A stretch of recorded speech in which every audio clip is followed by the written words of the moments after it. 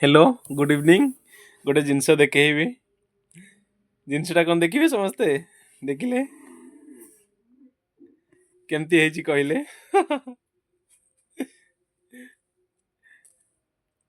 ये जिनस एमती गोटे जिनस छोटू बड़ समस्ते ୟାକୁ ଖାଇଛନ୍ତି।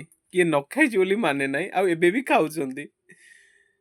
ମୁଁ ମୋ କଥା କହୁଛି ଆମେ ଯେତେବେଳେ ଛୋଟ ଥିଲୁ ଆ ପାଇଁ ଯୋଉ କେସ୍ ମାଡ଼ଗୋଳ ମାନେ କାହା ବାଡିରୁ ଚୋରି କଲେ ସିଏ ଗୋଡେଇବ ମାନେ ସିଏ ଯୋଉ ପ୍ରକାର ଟାଇମ ସତରେ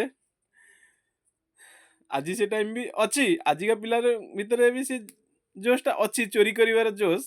କିନ୍ତୁ ଆମ ବେଳେ ଲାଗୁଛି ଆମ ବେଳେ ସେଟା ଗୋଟେ ନିଆରା ଥିଲା।